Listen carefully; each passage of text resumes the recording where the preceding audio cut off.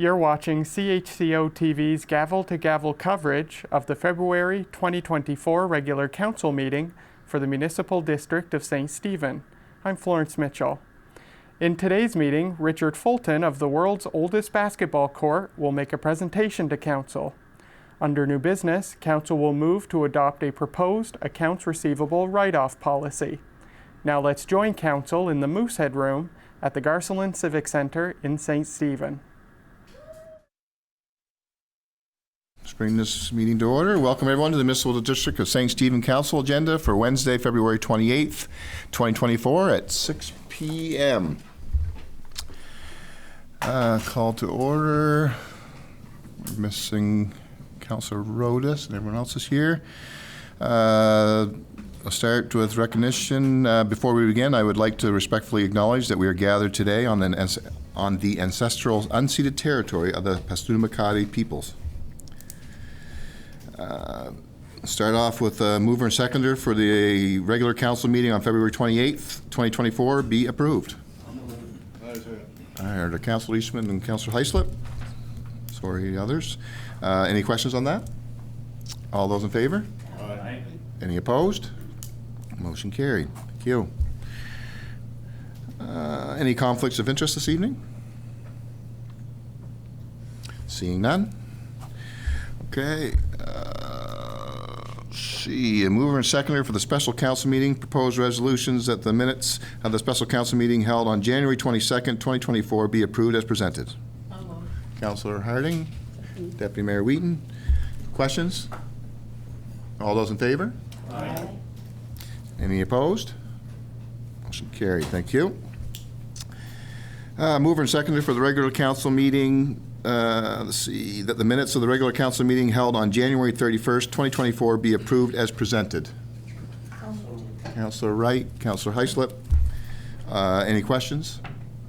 All those in favor? Aye. Any opposed? Motion carried. Thank you. Okay. Next up, we got the public delegations for the world's oldest basketball court presentation. Richard Fulton.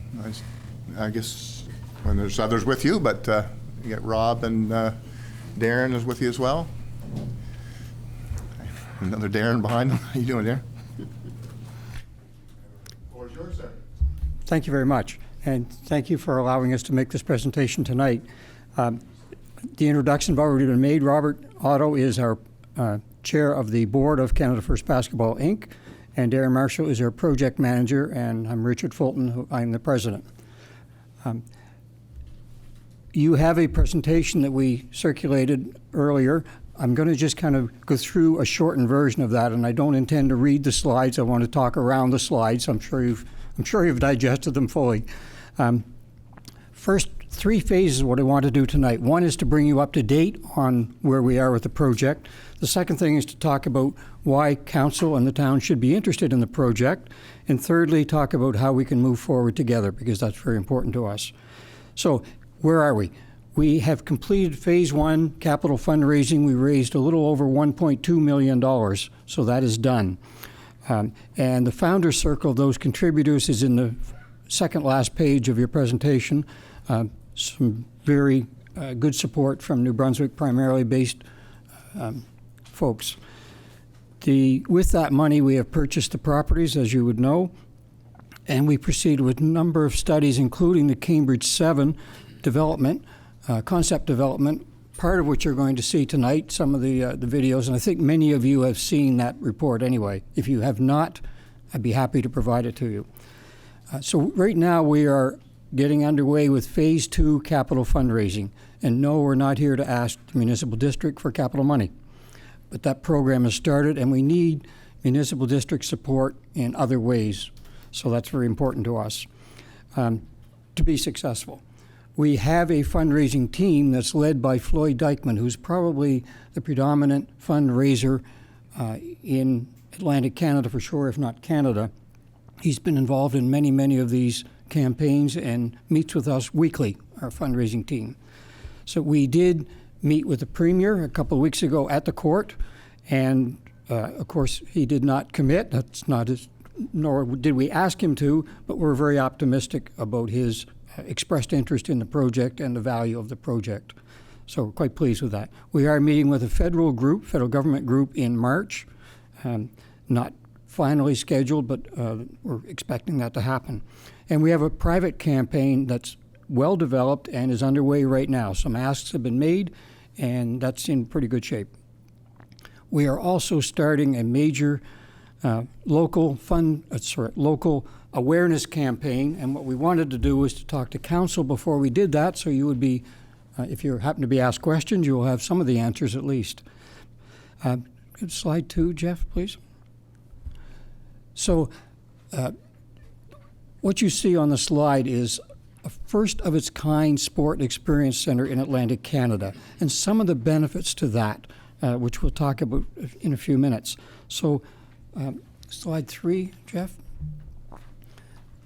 In 4 general categories, it is an authentic experience. It is the oldest existing basketball court in the world, not in St. Stephen, but in the world, and no one else in the world can say that.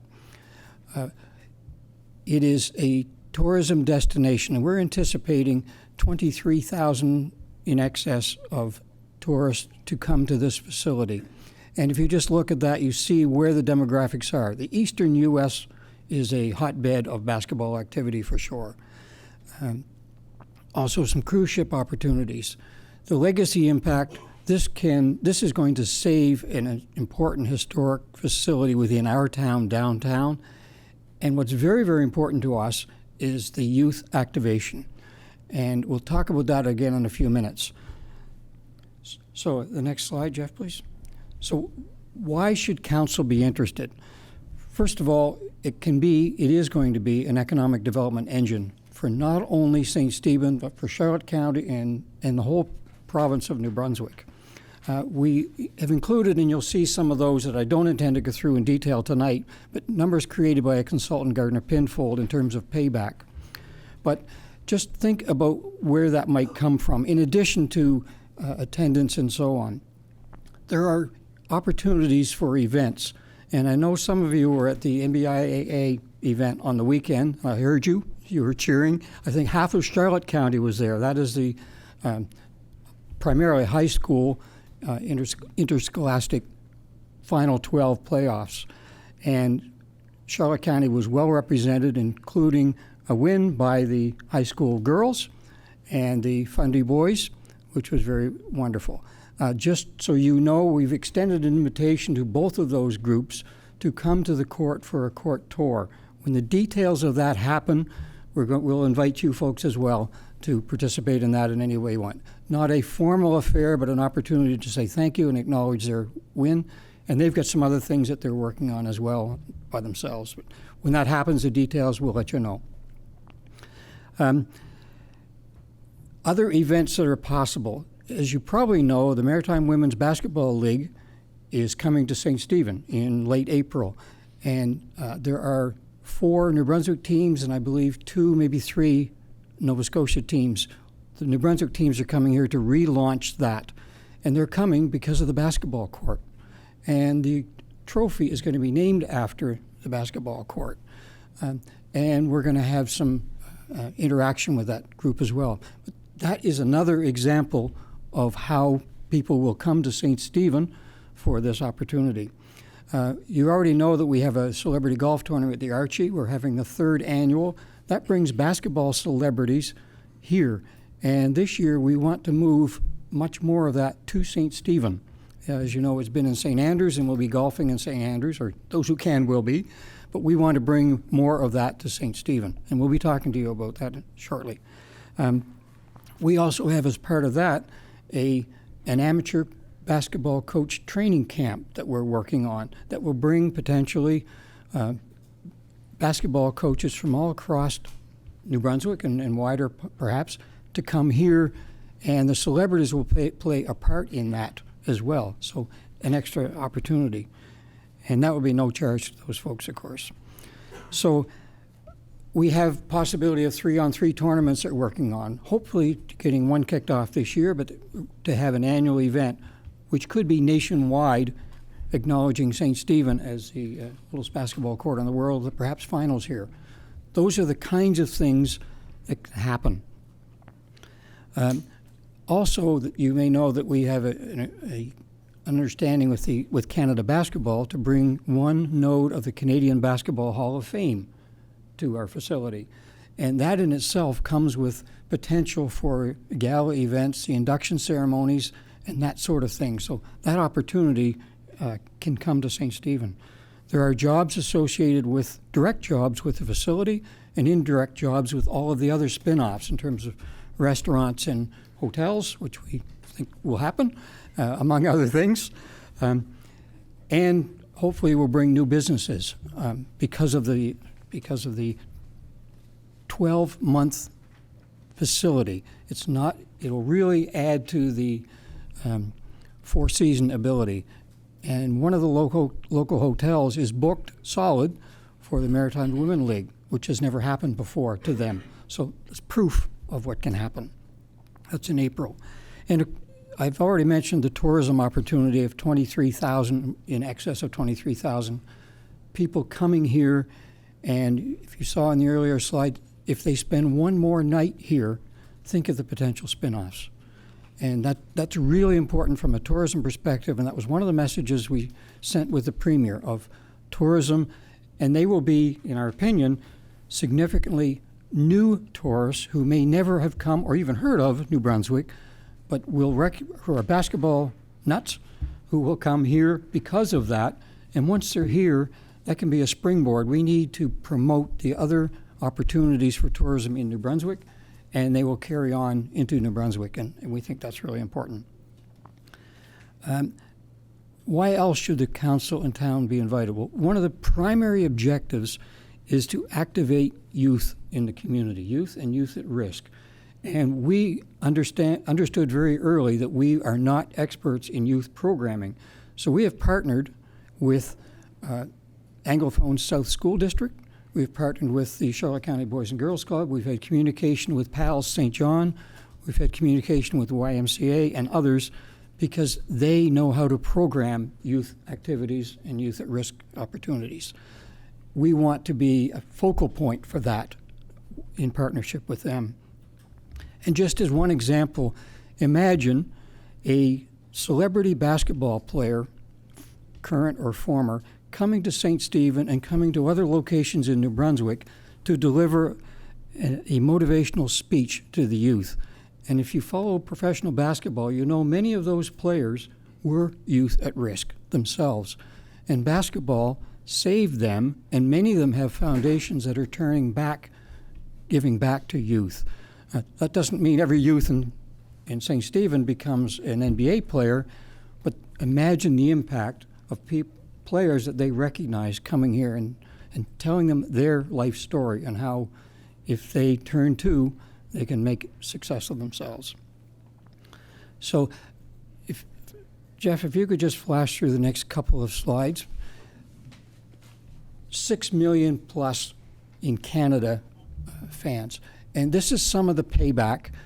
I don't intend to go through the details of this. If you're interested, we'd be happy to do that.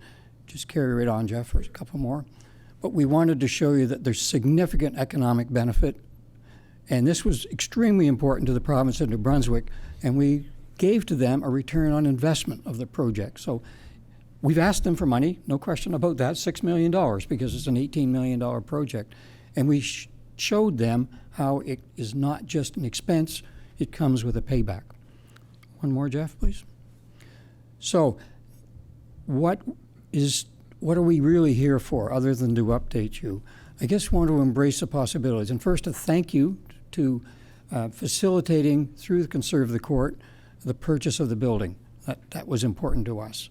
There's some adjacent land that we want to talk about, some opportunities, not tonight, but in the future opportunity. Perhaps a civic center court that would improve the utilization of the civic center and provide some economic return. And as I said, we're going to have an awareness campaign for that. So we would like to come out of tonight with, I guess, a renewal of a partnership between Canada First Basketball, world's oldest basketball court, and Municipal District of St. Stephen. We have a councillor, Councillor Heislip, on our board, And we need to be in front of this group on a regular basis, or we need to make sure that you're up to date with what's going on because there's an opportunity. So one of the things that we would like to have is a form or a way that we can do that. The second thing is we currently have, as you probably know, a written agreement based around the Conserve the Court program. That was written a number of years ago, I don't know, 3 years ago perhaps, Jeff, at your initiation, with the town of St. Stephen. Now that it's a municipal district of St. Stephen, perhaps that can be the basis for a new agreement moving forward, beyond just Conserve the Court, but in talking about all the other opportunities and perhaps a forum to keep this group informed. And that includes, is mandated, a joint committee who meet regularly, so there is inherently a way to do that. And finally, I guess we need to find opportunities. There's some challenges to all the things that we're talking about, including building the facility and perhaps getting a court for we want to work with the municipal district to find ways to solve those challenges. So again, we're not here asking for $1 million. We're here to say, how can we work with the municipal district so that you know what's going on and that we move forward together. So just slide 9, Jeff, please. You perhaps have seen this, but you need to understand the commitment that we already have. The first is the Founders Circle, who are the major contributors to Phase 1 capital, which allowed us to reach $1.2 million. Many of those have already committed, without adding numbers, to Phase 2. We have an honorary cabinet, and you'll recognize some names. Look at that, Alan McCachran. Mayor McCachran is there. But some very important business folks and sports folks who have agreed to support this project in communications and promoting the project. And on the right-hand side, we have the fundraising committee. Many of those names you will recognize that are going to be successful in raising $18 million for this project. And the last slide is simply a thank you. And I guess I covered the 3 aspects, but the 4th aspect is questions and comments if you have any. And I brought back up to help answer the question. Did you get a line, or did backup help you answer the question? In case I need backup. Councilor Rodas. Congratulations to the St. Stephen High School girls and the Fundy boys, because that was awesome. That was amazing. That was the craziest thing I've ever experienced, to be down by 10, the girls, for the majority of the game, and then in the last quarter really show up and bring the win home. So I do have a question about more of a regional partnership, especially on the court aspect, because I know that they're costly, but I do feel like this community is passionate about basketball and would enjoy potentially looking at how they could support fundraising of that. But I wondered if there's an opportunity for us to have a regional conversation about how a basketball court floor could support all of Charlotte County, you know, the Fundy region and McAdam region, and I mean, even Harvey is actually very passionate about basketball as well. So I'm just thinking it's not just St. Stephen that would probably benefit from that court use, but also it would allow us to have a lot of Charlotte County tournaments, because as a stepmom to a young boy who plays basketball, I spent every night of the week going to Machias and all different areas of Maine to play. So they actually play, the middle school plays in a Canadian and American league. So they play local teams and then St. John teams and then all American teams. And it goes from, oh my gosh, late fall into early spring. So I'm just wondering about that, if that's something that your group has talked about regionally expanding kind of the idea of the basketball court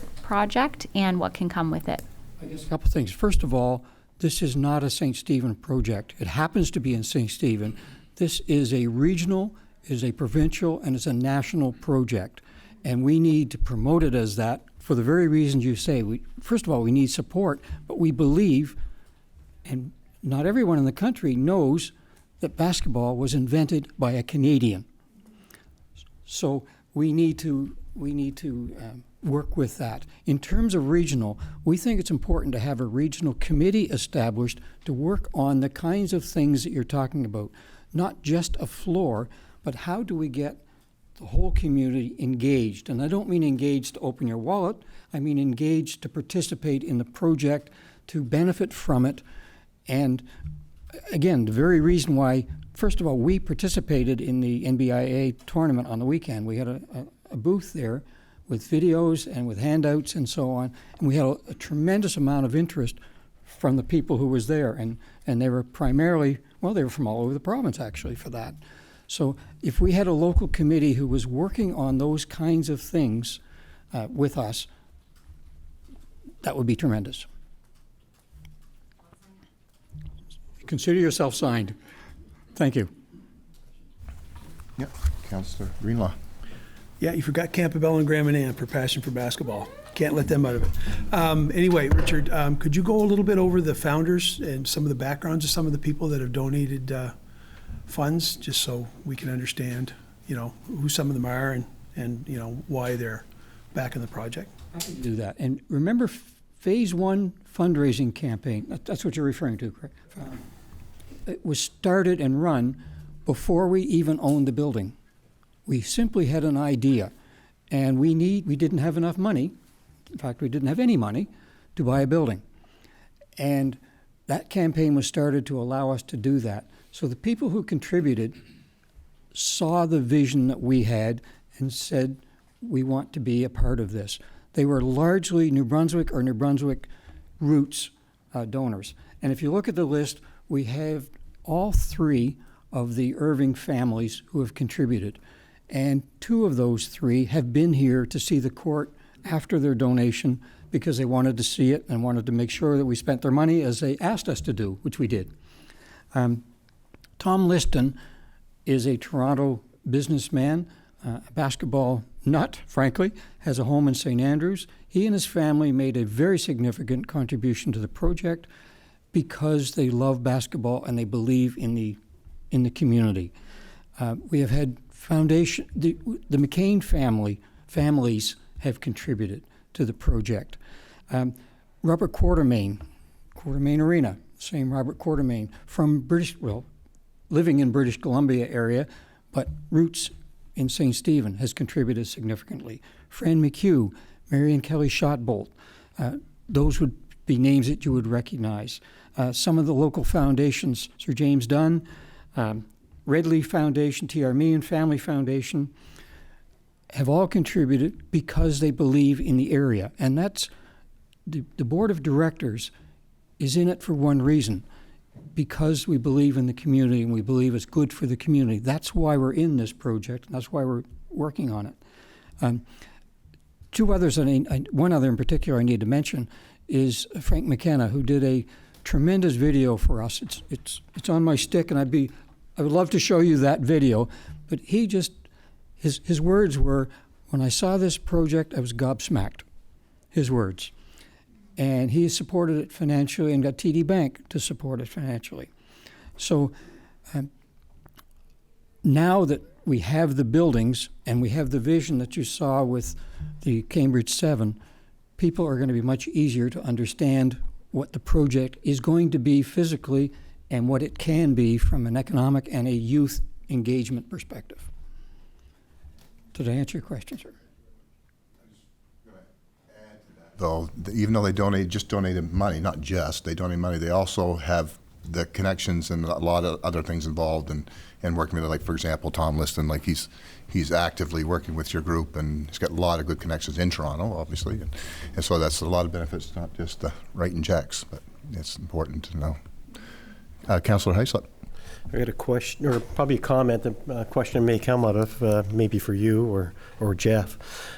We have to keep the dialogue going on this, and we have to keep the information flowing between the group, the board, the working group, and council. So I'd like to somehow put that as a standing agenda item on either our committee of the whole, or I don't know what the best way to do that, or the or the council meeting, at least if there's no information to share, then it can be as simple as no information to share this month. But other than that, we could open that dialogue up in between. So I don't know if we should do that as a committee of the whole where we can discuss it, and if there's some needs for the group that we can approve that in the next council meeting, or just on the council meeting and just as information to move forward, or, you know, as we're, you know, because we're progressing fairly rapidly, and there's things that I don't even know what's going on because it's that fast this is happening, right?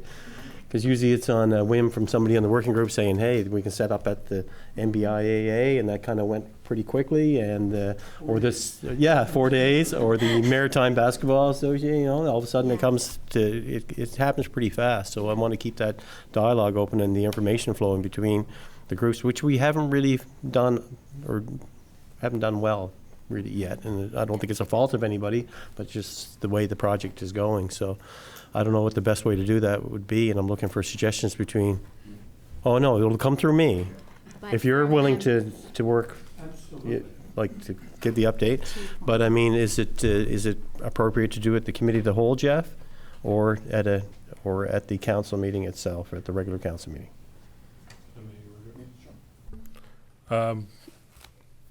Most appropriate venue is probably committee of the whole, unless we're at a decision point of some kind, in which case you need council sitting as council to render decisions.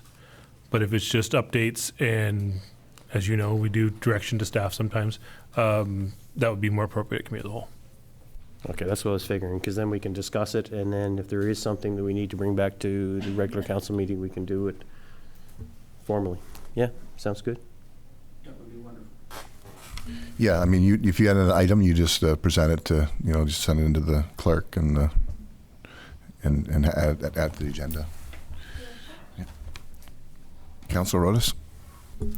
If you could also do up like some marketing that we can just have on us, so that when we're in conversation with people, we can hand them something, you know, whether it's a brochure or if they're looking to find more information, because people often ask questions and we can answer to the best of our ability, but it's tricky as council when we may not have the newest update, we might not have the newest information. So if you do up any sort of little brochure or marketing, or if we're speaking with somebody who says, hey, I heard about that basketball court and I would love to get involved in that in a more significant way, almost like a welcome package to this is what it's all about, and one key contact probably. That's the tricky part when we've struggled with working groups before. When there's too many contacts, it's hard to figure out who to connect with. So if there were almost a key contact point who is could introduce the person to, hey, you're involved, or hey, you would like to be involved. Would you like to be a part of a committee? Would you like to do a financial donation? Would you like to do both?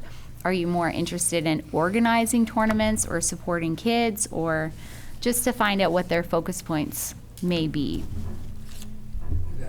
You will get it. Okay.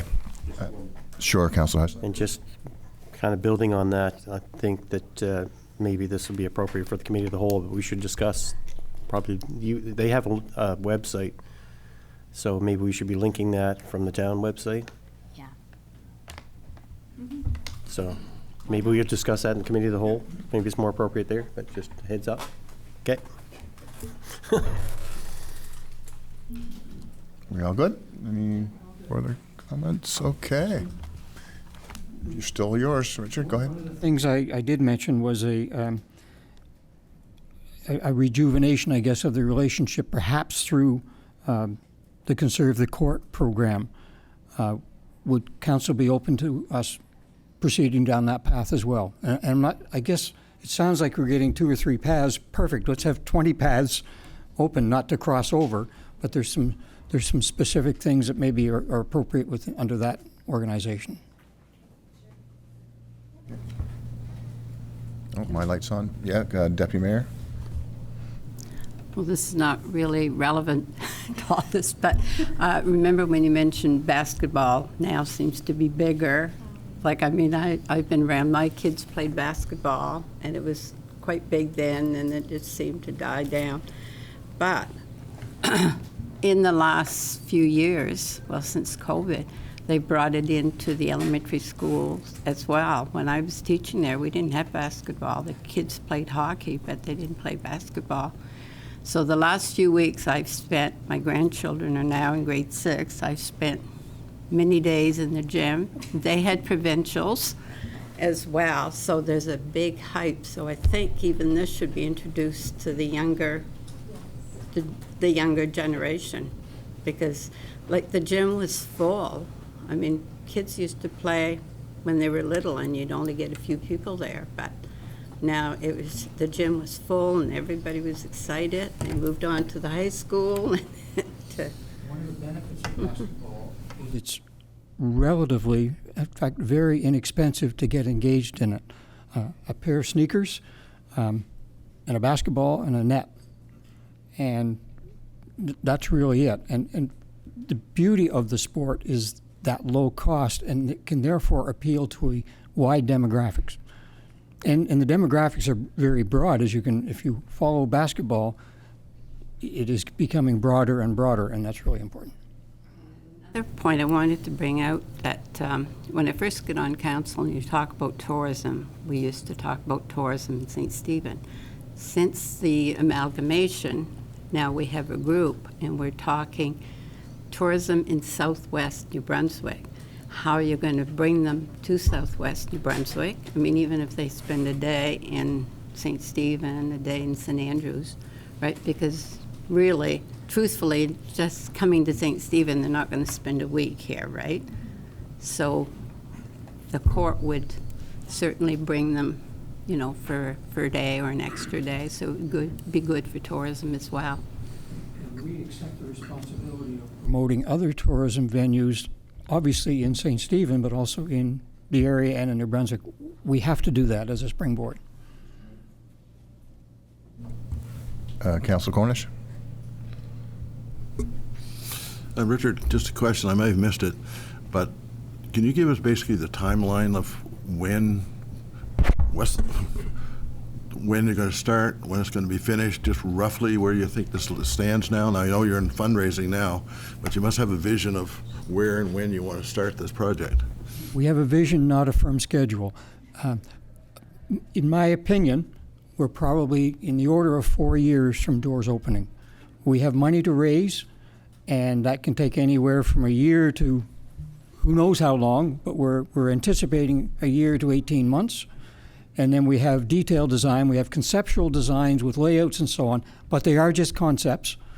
So that needs to be detailed designed, and then there's construction. So 4 to 5 years, in my opinion, for doors open, and we want to go as fast as we reasonably can.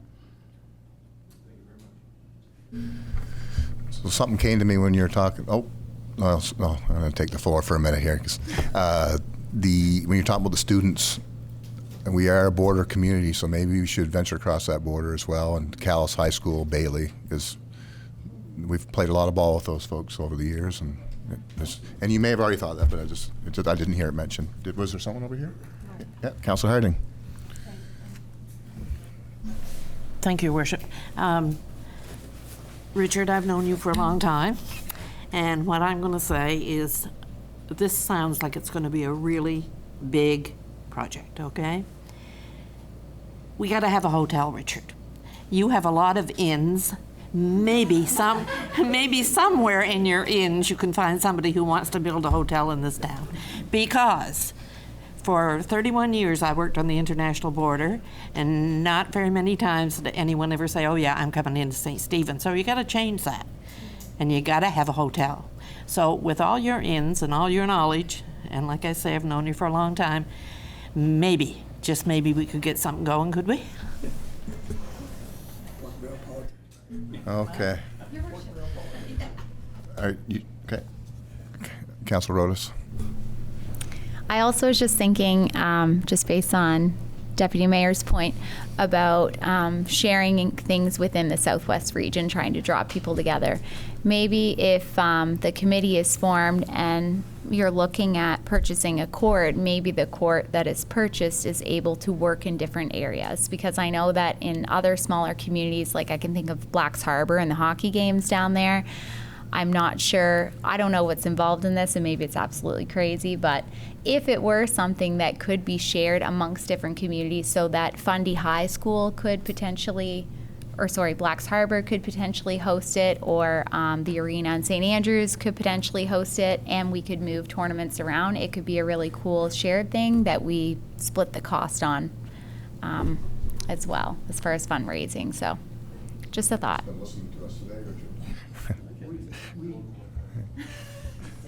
Without giving too much detail, we have approached at least one other, I'll say, group about renting or using the floor that already exists that we may not have to purchase. Now, they haven't responded to that, but that is an opportunity which avoids the capital cost, and maybe then it could move elsewhere.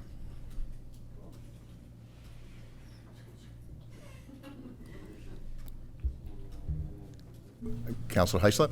I know we got to move on to other things, but yeah, I'm kind of passionate about it as well. And I know Councillor Greenlaw and I played together in high school. He was a couple years older than I am. Don't want to give away. He was a senior when I was a junior, but if you go back that far, we had exhibition games here when David Nutbrown was in town, and we had, I think it was UMN against UPEI, and it filled the gym at the high school. It was just crazy. Of course, I think he belonged to the 40-0 team that Dave Nutbrown coached, and probably in his junior year. So it is very passionate, the town, with it. But that coming with that, as Councillor Harding said, things will follow. If the Field of Dreams, if you build it, they will come, and a hotel is likely to do that. If they're seeing that there's an increase of 23,000 people visiting this place, they want an in on that, right? So I mean, that's a good driving point for a hotel and other businesses to set up. So that's why this project is pretty important. And I did play in junior high. I did play in elementary school. I had to write it left and right on my sneakers because I can remember that. That young there is supposed to do. I probably learned on the wrong hand. I don't know, but whatever. So anyway, thanks, Richard, for bringing that. Thank you, Richard. Yeah. Thank you, folks. Appreciate the feedback and appreciate your time and your challenge. All right, we better end this on a good note. All right. Thank you, Richard. And team? Yes, thank you. Rob and Darren, thank you.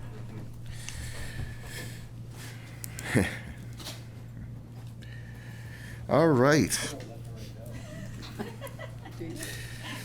All right. Can I have mover and seconder for the report of the Chief Administrative Officer to be acknowledged and received? Or just mover and seconder first, please. Councillor Eastman, Councillor Harding, Jeff, the floor is yours, sir. Thank you, Your Worship. So the report, it was in your package. As the folks in this room will know, put a lot of effort behind a strategic planning workshop for council. Some of the conversations that we just got through probably will factor in the next version of that document, to be honest. But we still have some more work to do on that, and we'll be reaching out to council in the near future as to how we wish to proceed there. The community camera pilot project, the cameras have been installed.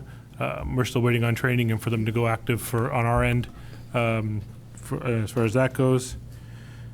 Looking at getting a new quote for municipal insurance through affiliation through UMNB and the partnership there. A colleague of mine has already made the transition and speaks very highly of the transition and most importantly, the premiums that he's currently paying for his insurance. So we're trying to get that sorted as well. I have noted there my somewhat questioning concern in the GNB press release regarding the unsheltered population and the news release's use of the term task force that would be municipally led. I've received no direction from you folks to create such a task force. I've asked my colleagues at GNB why the municipality would be the lead partner on a task force on housing, which is a mandate which we don't currently possess, and been asking them to take the lead, of which we would be an active partner. Gotten no response to that to those suggestions. But I don't think the lead agency should be an agency that doesn't have the resources, expertise, or mandate for the issue. Obviously, it's near and dear to our hearts, and we should be at the table. But my recommendation to council is to potentially respond to the minister asking those types of questions, and maybe get some resources dedicated for our community from those responsible. But I will leave that with council to decide how to move forward. Just a couple additions that weren't in your package this morning. I had two lengthy Zoom calls. One, just so council's aware of yet another lovely task that's going to be coming down into the most likely rest in the CAO's office for now, which is we are going to have a nice new online portal where we get to report on climate change adaptation plans on an annual basis. So I was giving a preview of the new tool and how we're going to have to report on that on an annual basis. Hopefully, I believe it was my colleague in St. Andrews, and I agree with him, had suggested that it would be nice if they linked this portal to the other portal we use for all of our budgeting and whatnot submissions to the government, so that it's one-stop shopping. Hopefully they'll heed that advice. And the last one was I had a long conversation with our colleagues at NB Housing. They are, I know there's been a lot of scuttlebutt online and stuff about excavators that were on a site on Main Street. I've talked to them. They've authorized me to deliver the following message, which is that NB Housing is currently doing due diligence on a housing project, and it is not a shelter project. It is a housing project. We are working through zoning and development permitting issues right now between the RSC and Mr. Gopin and myself and our friends at NB Housing. So I know there's I know how things go online, and I advised my colleagues at NB Housing of the misinformation that was out, and they did ask me to relay that message to council and the public that it is a housing project that they are doing due diligence on, not a shelter. So, and then the last thing was I will be taking a little bit of time with my family for March break, and my colleagues here will hold the fort, and mayor and the deputy will know how to get me in an emergency, but I'm hoping to disconnect as much as possible for a week. So, but other than that, if there's questions, I'm happy to take them. Councilor Greenlaw? Not really question, but I do think we need to clarify what's going on with the with this task force thing. So we need to get to the bottom of that and determine, where government stance is. I just wanted to comment on the insurance thing. I got a report here today. Grand Bay Westfield saved $90,000 on their policy this year, and UMMB is looking at saving 47% on theirs. So that's substantial savings to the town. Indeed, Councillor. Mr. Enswind is the CIO in Grand Bay Westfield, who I've known for a long, long time. And it's one of the key people I've been talking to with his experience of late. So, Councillor Rodas? Do you know the anticipated timeline on the housing build? Is that going to be a really quick build, or? The intentions of I don't want to call it a working group. The intentions of the conversations that I've been involved with have indicated to me that this is a project that the NB Housing folks, the senior people at NB Housing folks, are pushing to expedite as quickly as possible, which was some of the conversations we had today about different options as to how the site can be set up per our zoning bylaws, and what is the most expeditious way to get to the end product. So it sounds like the funding is in place, the desire is there. We just have to get through the bureaucratic red tape that comes with all things that we do. Yeah. The Premier and I, when we were discussing that, he's probably the one pushing it to get it along. But he doesn't like red tape neither. But, okay. Any more questions on the CAO report?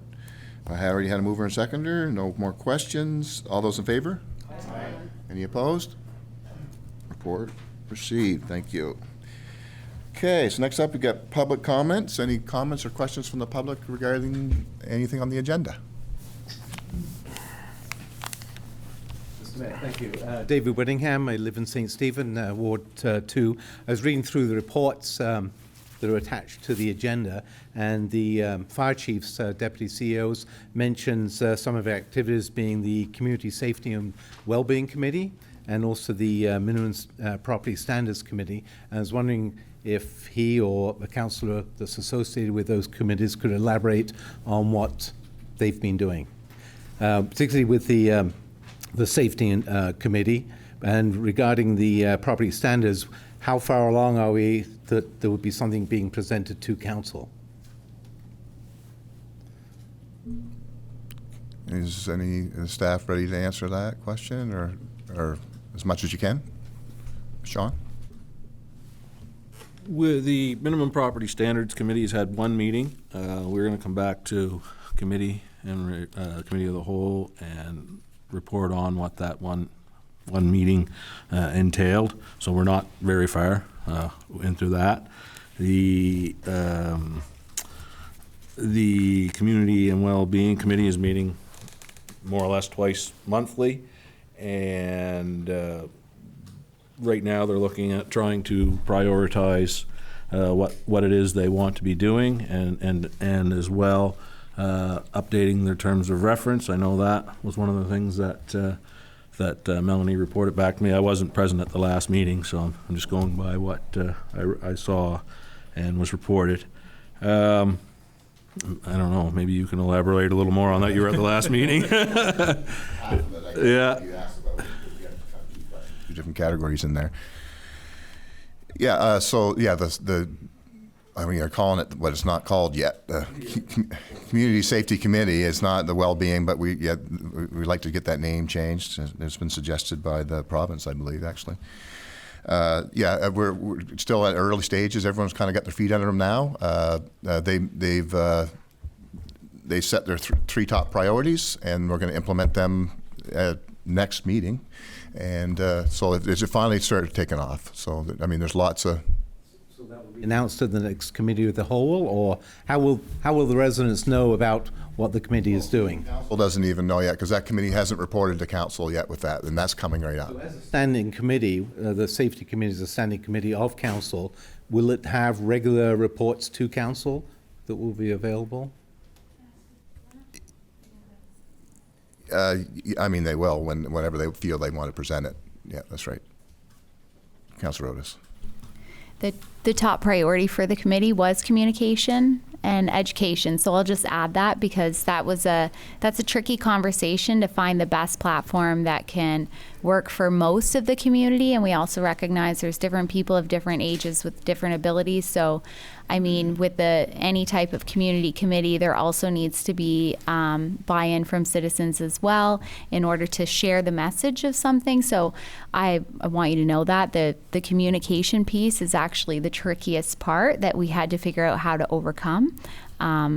But actually, there could be someone in the audience sitting right next to you who you could have an in-depth conversation with, who is absolutely brilliant. If she's hiding back there, Chandra, and she is the secretary, and she can fill you in depth. So you got lucky tonight, because you're sitting right next to the brains of the operation. I guess my comment or observation is, it's just not me having like a one-on-one with a councillor or a committee member, but it's how does the whole community find out about what different committees are doing, especially one like the safety committee that was created after issues that have happened in and around the town in the last year or more. If I could ask just another comment related to communication, is this council meeting and the committee of the whole one that's in mid-month is posted in the calendar on the municipality's website, but it's never posted on the municipality's Facebook page, or to my knowledge, any other social media. And I'm just wondering how people that don't know how to find the calendar on the website will find out about, it's not just that the meeting's happening, but okay, the accompanying files and reports that are in here. And going back to the safety committee, I'm told that it's open to the public, but it's never published when those committee meetings happen. Anyway, that's just an observation. So maybe when the agendas for this meeting, for instance, or the next committee of the whole, when they're posted on the Friday or soon afterwards, prior to the Wednesday meeting, if they could be also put onto the municipality's Facebook page.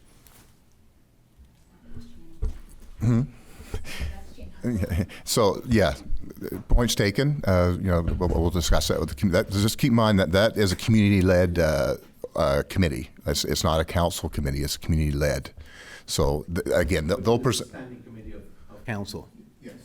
And again, they finally just got a good agenda, and I say finally, it's to be expected. It takes time to everyone get used to what we're into, and there's a lot of details and things. Anyway, you're going to see a lot more activities very soon. Yeah. Thanks very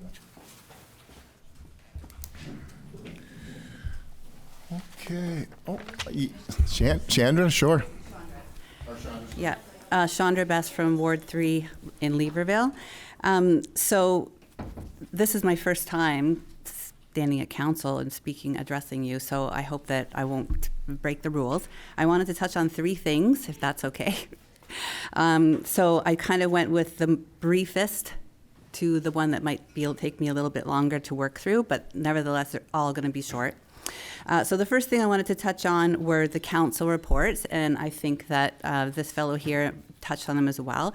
I just want to thank the council members who actually, they provide them in the detail, because I learned quite a bit through those reports, not only about what's going on in the community and what everybody's up to, but also where I might want to look for additional information pertaining to the safety committee or pertaining to anything else.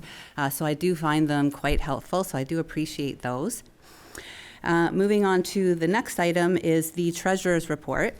And maybe I'm being a little too proactive, but I'm thinking about last year in April, we had a report, and it was a committee of the whole meeting, and there was a comparison of the 2022 budget and the 2023 budget.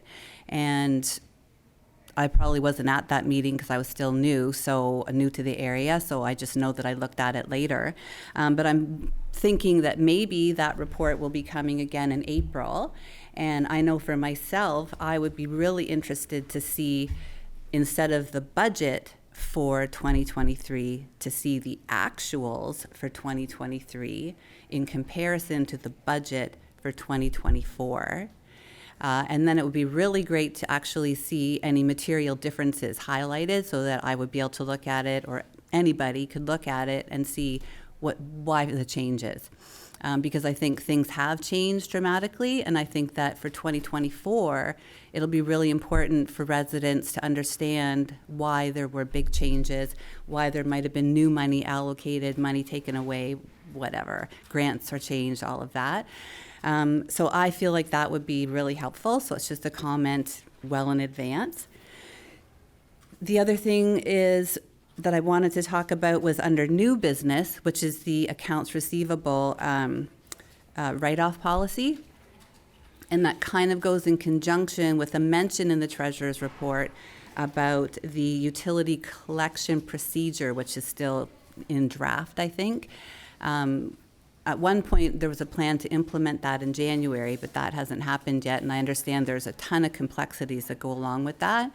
And I think that there's even more complexities when you add the fact that we're talking about write-offs.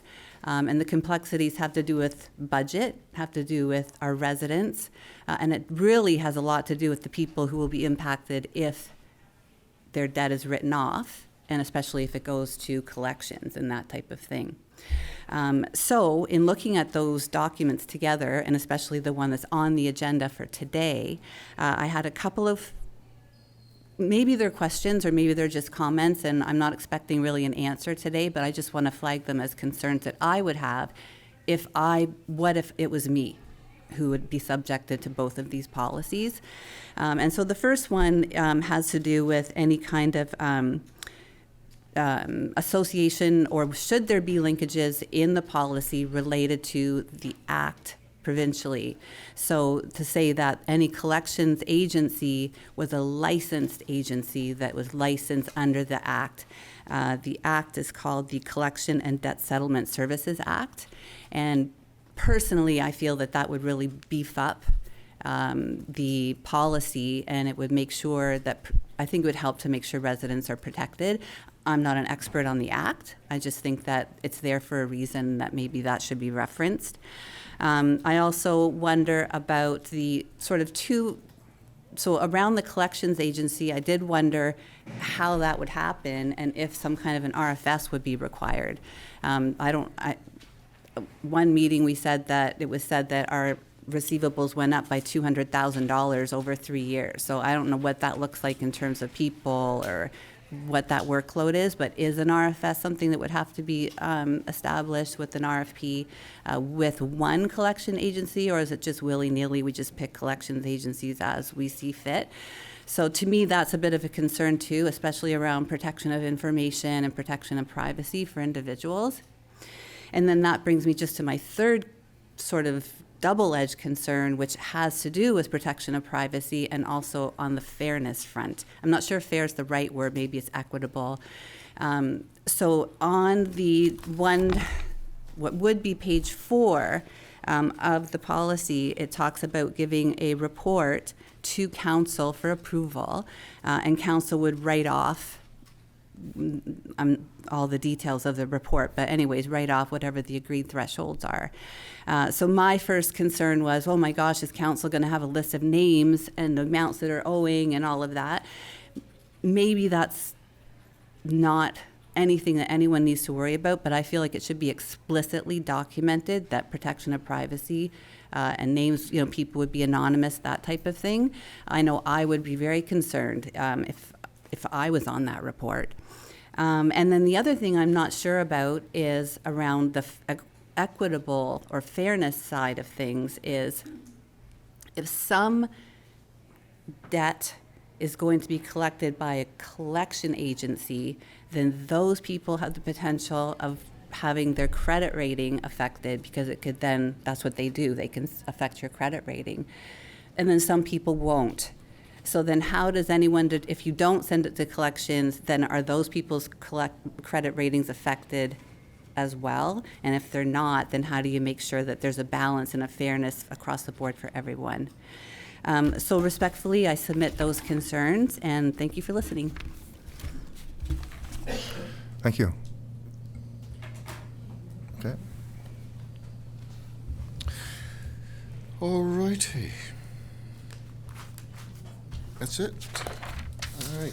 Next up, I need a mover and seconder to move into departmental information reports as knowledge and received. Mover and seconder, please. Councillor Harding. Councillor Eastman. Okay, Deputy CEO Protective Services. Floor is yours, Sean. Thank you, Your Worship.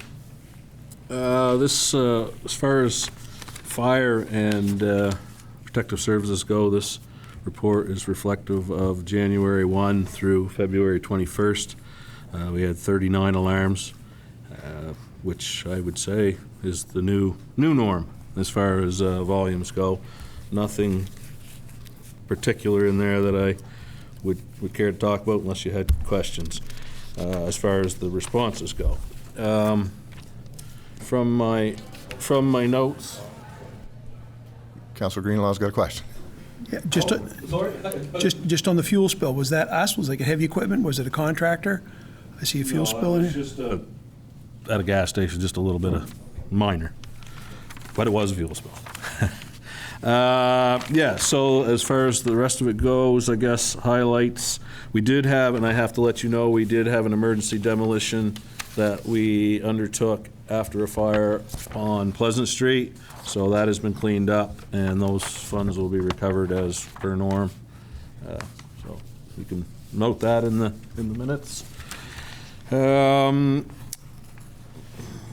You will also note that the covered bridge down by Customs, you may have noticed a change there in the last day. We were able to clean up with the assistance of some of the former residents of that location. They were there to help us, and it is boarded up, at least for now, to hopefully prevent that from being relived in. What else did I have here? I guess, yeah. Training, I mentioned that. I just want to add to that. I mean, before that was all cleaned up, make it known that the people did have a place to stay that before we moved them along in the encampment there. Thanks. No problem, thank you, Your Worship. Yeah, no, we're busy into training. We've got firefighters taking firefighter 1 and driver operator, and that'll be ongoing until spring, so that's occupying a fair bit of our time. I think that's all I have as far as protective services, unless there's any further questions before I go on to infrastructure. Councilor Greenlaw? On the building inspection, I noticed it looks like the unsightly properties has gone from 4 to 6. So are we seeing an increase in that being activated? We have a couple of new files. Some come, some go. It's always in flux. They change, but that number is up, as you have noted. Typically, it's around 4 to 6, but right now that's where we are.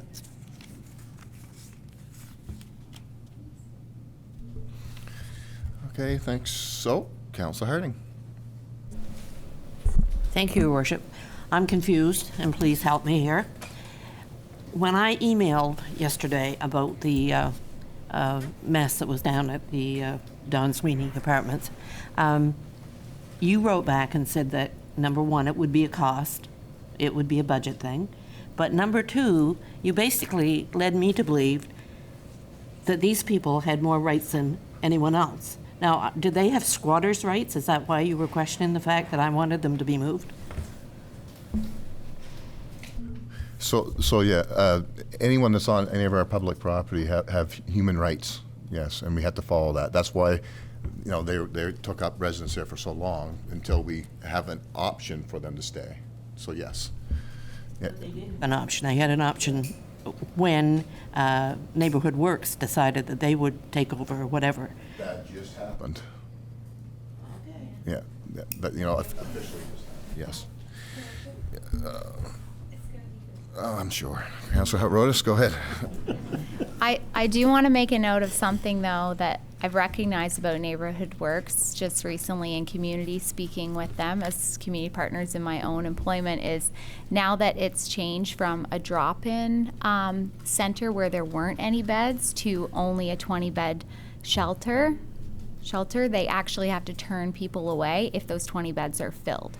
So before, they would have been able to house more than that, but now they would have to turn people away. So they're not having to right now, but that is something that we should just take note of, because in order for them to get that fire code approved and have those 20 beds, then there could be possibilities that we continue to see unhoused people based on the fact that they're only able to support that many people. But I do think it's absolutely fantastic and a testament to Sean and his team for developing such a great relationship with people that he works with, that they were willing to support them in cleaning it up together.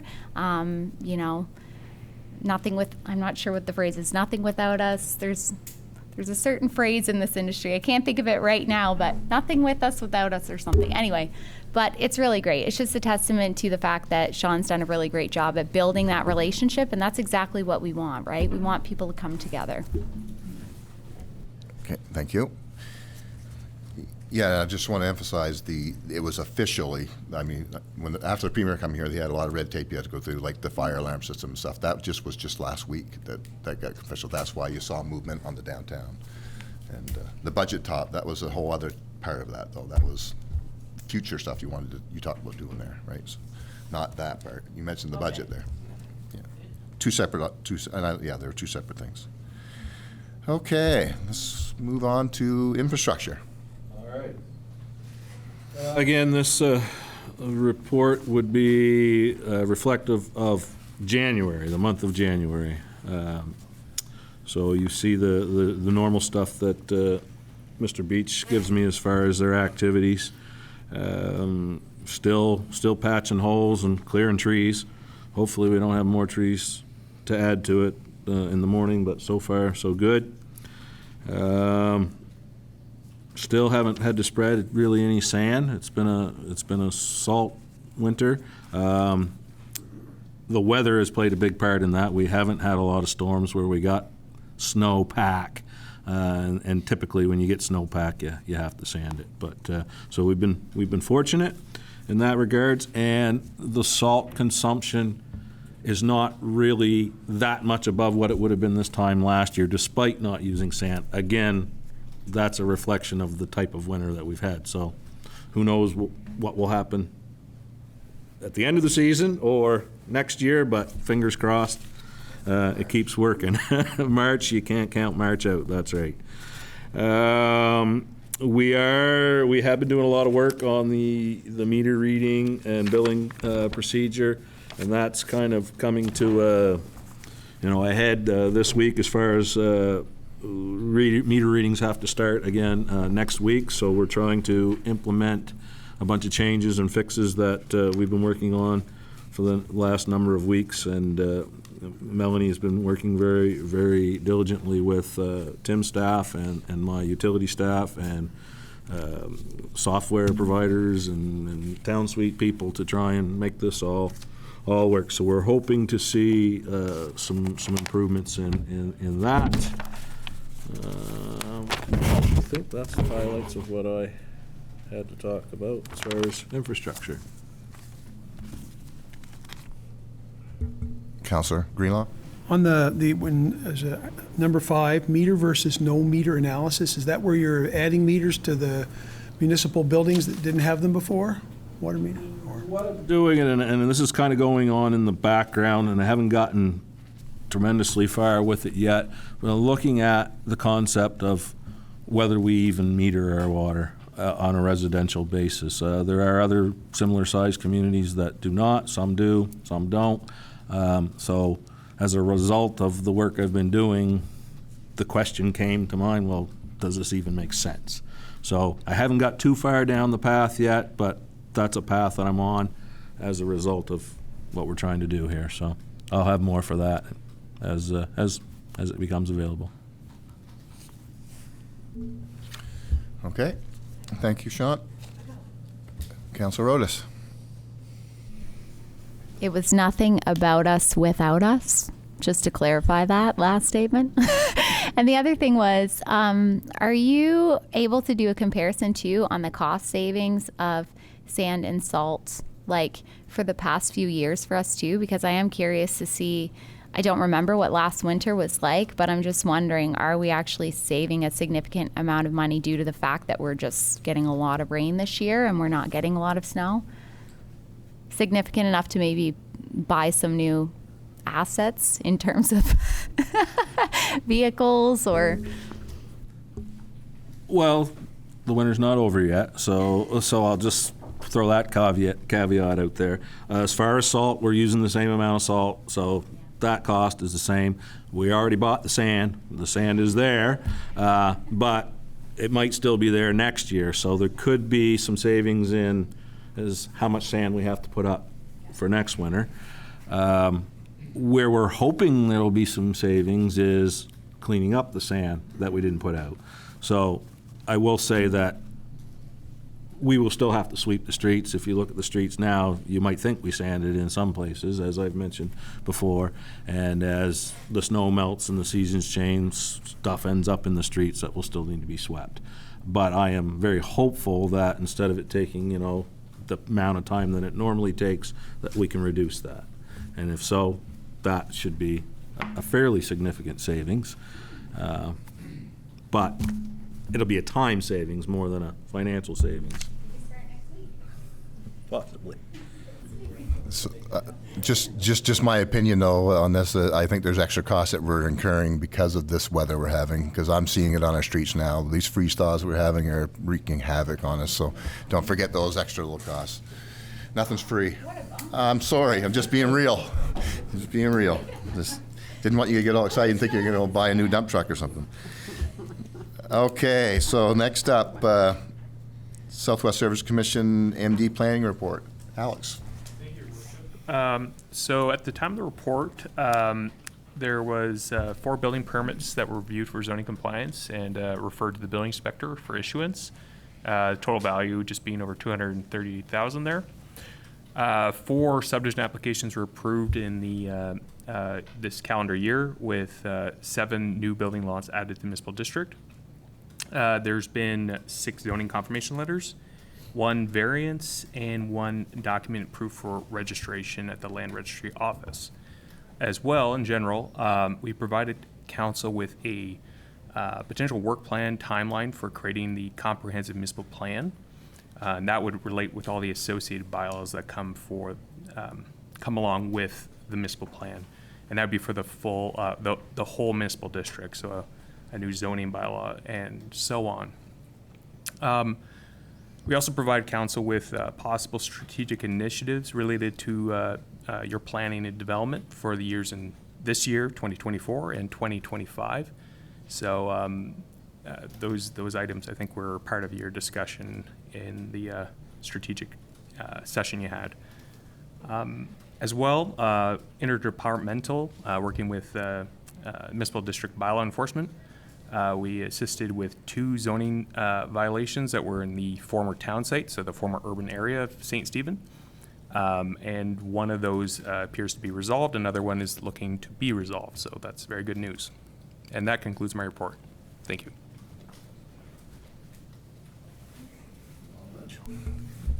Thank you. Oh, sorry. Yeah, Councilor Wright. So you said, Alex, that you provided council with the work plan or timeline and possible strategic initiatives. They didn't come to a council meeting. They were provided to staff to come to us. I don't know if we had time to get to them at our strategy. Oh, okay, so yeah, that may be something I could just send through Jeff if it wasn't received in time. It may have come late for me, or well, I was traveling, so I'm not sure if that that made it in the strategic session that you guys had. So yeah, I can send that through Jeff. And oh, okay, right on. Just went so long that we didn't get to it. All that makes sense. Yeah. Okay, thanks, Alex. Community service. Kev. Thank you, Your Worship. Just wanted to update council on yesterday's issue we had in the pool. Just with the update on that, there is, thanks to Jeremy, he headed up to St. John early this morning to get some of the materials we needed to assist the contractors, just to make sure that the pool area was safe. It was a little worrying just having to close it, but we were wanting to make sure that this isn't going to happen again. And he was reported this evening that we've already got almost a quarter of the lights that we're looking at. They're repaired. We should be, hopefully, fingers crossed, if things go our favour, maybe Friday afternoon, but for safe, in case it extends into Saturday. Oh, oh, sorry, I just cut it. I just want to comment. I appreciate you taking action, all your team, on that, and taking safety top priority on that. You know, yeah, it was one incident, but you're looking at everything else and taking control of that, and that's the right thing to do. So I appreciate that, to you and your team. Okay, thank you. And just to keep in the pool and trying to save money, this is the outdoor pool. We've found a contractor in Rothsay that hopefully can look at our outdoor pool in its current state, maybe extend the life by 1 more year, just to save us a big chunk of change. We're confident that they've got the technologies. When we get that report back from them, we'll let you know. But yeah, pools have been very busy. As you saw in Aaron's section, we had family day. We had a lot of people in the pool. It was well coordinated. A lot of people using the rink as well for free skating. We have the the sports equipment library, so they're safe. We always have helmets to spare if people don't have helmets. Lots of size skates, so that's there pretty much all year round. As long as we've got ice and the floor's not down, people can use that. In regards to other items, I attended a meeting yesterday with Deputy Mayor Wheaton in regards to the International Fest, so that's moving along nicely. There is some good communication with our neighbours in Calais, and we're looking forward to. It's 6 months away, but there's still preparation going on. We're looking at different things like the parade, different routes, short routes, more teams, maybe celebrating some of our great teams that have been victorious, and any team that we're looking at. So lots of information which we hopefully will be able to share with you in the next few months. And then just last point from my section, I headed down to St Andrews and they had one of the radon sessions. That was one of the directions that council had. Their NB Lung and their cohorts, they're hoping to get some funding to bring from the federal government just to bring a session down here. I know it's very important to the community. There was a big lineup in St Andrews, and I'm sure it will be the same if we can get that in St Stephen as well. And just moving forward through the report, it's going to be a busy March break. Aaron has got a junior lifeguard program that's pretty much full. That's, again, good preparation for our future lifeguards. There's lots of events going on in the rink and in the pool as well. So.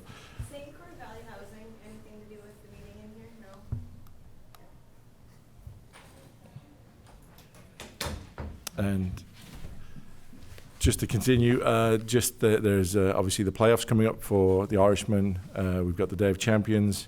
So lots of things going in the rink. Outside the rink, I've been hiring seasonal park staff, so that's not too far away for April. So we're going to get a jump on that work. So you'll see all the work that's been going on in Dover Hill, thanks to Sean and his crew for that. And some of the vandalism minor vandalism in Chocolate Park has been cleared up already, so it's really a good team effort. So that's the report. If there's any questions, please let us know. Question, or maybe just talk about, you say you got helmets and skates. Is there enough? Is it something that we want to sort of talk about? Are you missing some sizes? You get the camera here, so let's see if there's any donations out there for your skating clubs. Yeah, we're always looking for donations with helmets, especially. You'll see a little life expectancy on them. So if they're kind of too old, or we won't take them because there are obviously helmets get bad and bruised and they have to be up to date. But if there is any equipment that your kids have grown out of and it's still within that date, skates as well, we'll try and find a home for them. We're working with St. Stephen Elementary. They come in and skate most Fridays. Trying to work with the Kathy from the Milltown Elementary School as well to bring those. There was a big donation from that school. So yeah, and it's not just inside the arena. If there is baseball bats, anything like that, we'll try and help it. If it's in good condition, we'll take it, because this equipment costs money, and if we can share it, people can have it for a week or two, and all they have to do is sign up and bring it back to us. So, thank you, Councillor Rodas. I have a quick question about the library. I had somebody who told me it's tricky sometimes because based on where maybe the skates are stored in the building, and they might have to go, the person at the front desk might have to go get them. And I just wondered about accessibility, like how can we make that easier for you to store the things? I wondered, like, where do you store the things? How do people access it? Is it like you come in, and this is just good for the public to know too, because I know sometimes people get nervous about trying something new. So come into the front desk, say I need a pair of skates, and then just walk us through the process. Do you get it for the day? Do you get it for the week? Do you take them home? Do they stay here? So anybody can complete it's similar to a membership form. They can have it for a week to 2 weeks. It is advertised on our website and social media, and they can access it during our canteen hours. So it's a lot of, but we have those posted. If there is options to, because people work during the day or at their school during the day, that's why, and having people to staff it as well. They can let us know if, they can email us or send us a message on Facebook, and if there is difficulties with accessibility, maybe that's something which we can, our communication lines are usually open, so we can try and work with people who can't get in, and we'll try and make it accessible, because they do cost money.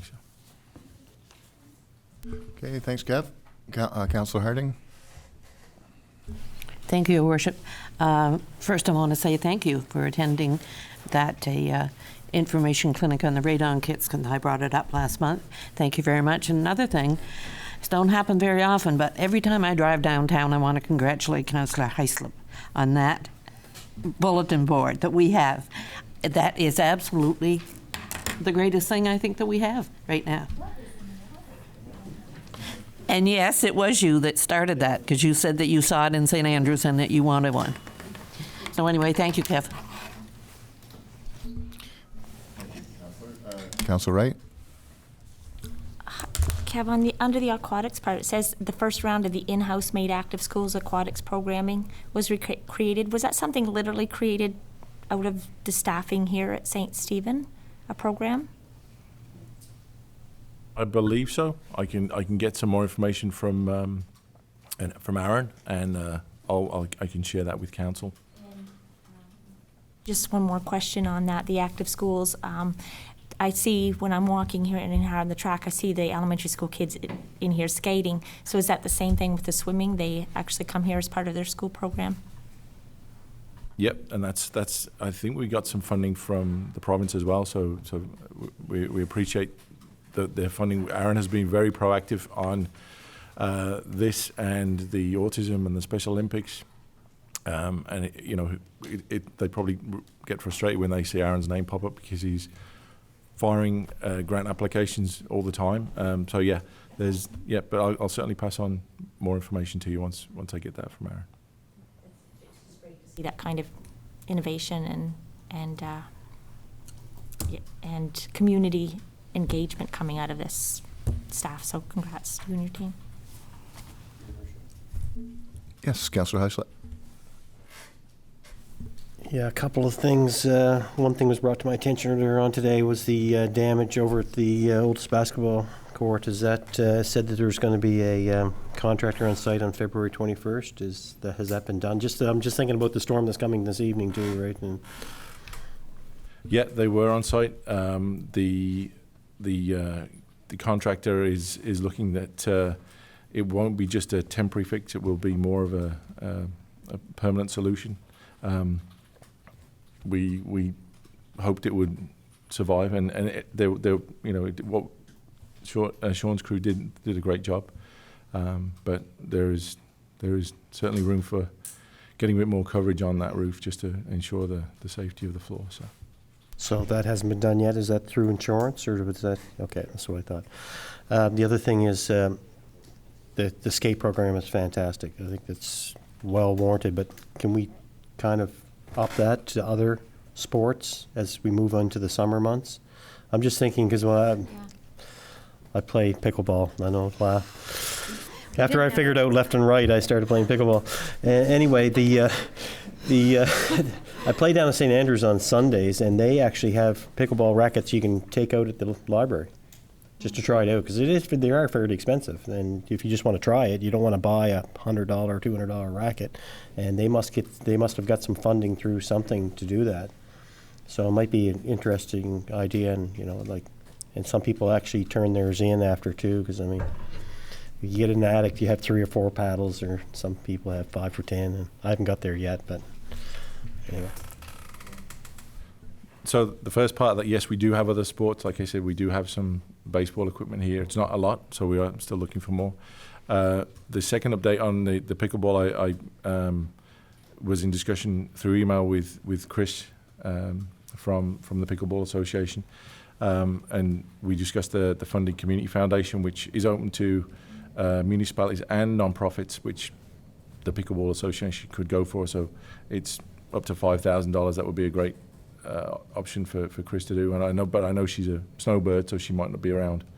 And one of the other grants that we applied for, which was also for equipment through Raymond Frunk and the RSC, we were turned down for that. But we're still waiting on the seniors health grant, which we applied for in September. So good and bad there. But yeah, if we can get pickleball equipment, we will certainly share that as well. And we can assist Chris with grant funding if council wants us to do that. So.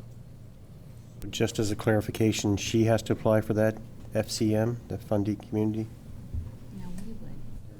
If she wants, yeah, we haven't determined. I think the deadline is the end of March, so we've got, like I said, Aaron might be applying for grants, and Chris can apply for that as well as the municipality, so we could.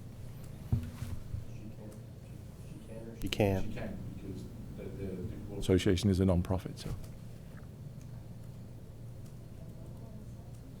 Yeah, that's out of St. Andrews.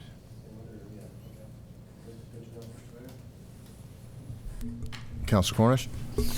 Kevin, just for clarification, other than left and right shoes, I don't think our population really knows what tickleball is or pickleball. Could you just tell us, for our audience, can understand what we're putting our money into and what we're doing?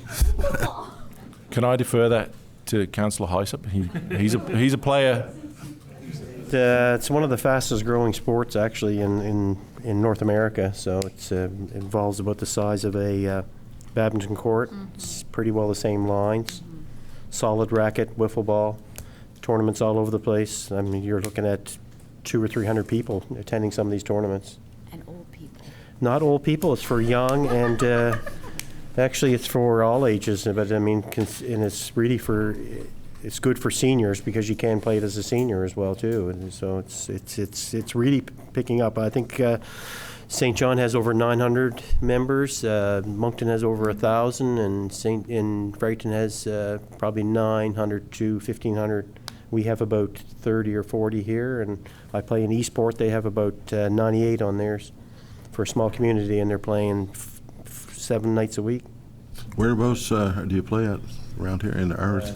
Schools right now, and we have and through the works department and your department, Kev, they put lines on the outdoor courts up in Milltown, so with temporary nets, but that's what we're trying to get permanent nets.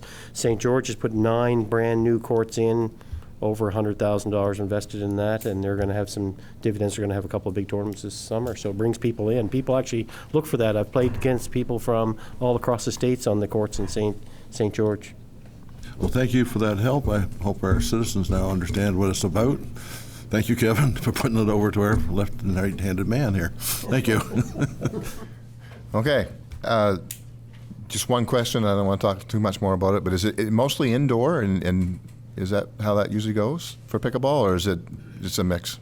It's indoor, of course, in the wintertime, because outdoor wouldn't be, but I mean, I think they play 7 days a week in Eastport indoors, but they just recently got theirs lined off there too, so they're going to play outdoors. But it's mostly outdoors in the summer, because we can't get into the schools. So. Yeah, we're working on that too, as a region. Okay. Next up, Treasurer's Report. Tim Tozier, please. Thank you, Mayor and Council. You have the staff activity since the last report and the check register. One thing that's not on this report is the statement of income and expenditures. They're normally on there. It was on there last month for November. Usually for December, I leave it off because there's a considerable amount of entries that have to be done for the audit, which we're working on right now. Looking at the statements right now for the end of the year, they're both showing surpluses right now on it. So rather than disappoint you, we'll work on getting all the adjustments in. Like I say, there's a considerable amount. Plus, we have the amalgamation this year working with as well. So there's some changes there as well. So Next month, you'll have the statement of income and expenditures again, but it'll be for January 2024, so it'll start for the new year. I should mention, as far as the projects, discussing with the CAO, we're planning right now to probably have a special council meeting at the committee of the whole meeting next month. And what it's for is there's a couple of projects. When we bought the new ladder truck and Union Street Phase 1, the boring for that actually was done on short-term boring authority that we have. Now that the projects are complete, we're going to switch it over to long-term borrowing, so we have to do resolutions for the province for that. So there's a time deadline on that to the 21st of next month, so we wouldn't be able to do it with the council meeting next month, so we're planning on having it at the committee of the whole meeting, so there'll be a couple resolutions on that you should see with it there as well. So there was something else I was going to tell you, but I can't remember what it was now, so maybe it'll come to me. Let's see. The only other thing I want to mention on my report was on the website today, we've put on the 2024 budget compared to the 2023 budget for both the general operating fund and utility operating fund, so you should be able to access that on the town website now with it. So. And I guess the only other thing that I have on my report is a check register for the month of January 2024, a little over $2.6 million in expenditures paid in the month of January. And the listing is there. So that's all I have if anybody has any questions. Thank you, Tim. I'm going to take that and move with it. All right. You're good, Tim. Thank you. All right. So I had a mover and seconder for the departmental reports. No, I already had it. I need, there's no further questions. All those in favor? Aye. Any opposed? Motion carried. Thank you. All right. New business. Mover and seconder for the accounts receivable write-off policy. Proposed resolution that council adopts the proposed accounts receivable write-off policy. Mover and seconder, please. Councilor Harding. I'll second. Councilor Eastman. Okay. Any question? Well, I'd like you to make a couple comments. Yeah, go ahead, please. Thank you, Your Worship. So this policy was at your committee of the whole meeting, and we did make one recommended change that committee had made to a timeline. I will say that the comments from the public today raised some interesting points. I would be content, in light of some of the challenges that the citizen identified, to actually consider have council consider passing this policy subject to the removal of the requirement to use a collection agency. It has not been a past practice. It was kind of an additional tool built into this particular policy for us. And we could, what I would suggest is potentially looking at removing that as a required step, and we can have a little bit more time to review some of those concerns. But we would still have a policy and a procedure in place to get moving on some of these things, because there is a huge backlog of dealing with even some very small files that we wouldn't send to collections anyway. So to allow us to get some things moving while also investigating whether that extra tool is an appropriate tool, and then we may even hold off on that. During our strategic planning session, we talked about having some reviews about some of our financial procedures and processes, and we may just fold that into that external review as well for recommendations. But that would be my recommendation, perhaps, is to pass it subject to the removal of the requirement to use a collection agency at this time. So the other thing was privacy. Does that take care of that too by removing that, Jeff? No, because we still have to bring a report forward, but we would not, we are subject to our TIPA legislation, regardless of what our policy says. We do have a requirement to protect identities. So what comes forward in those situations are account numbers. So it's an account number, how old it is, the size of it, and basically the recommendation that we've gone through all the processes to try to collect. Again, it's important to keep in mind that just because it's written off of our books does not mean the debt goes away. We do track it, we do hold it, so it doesn't just vanish.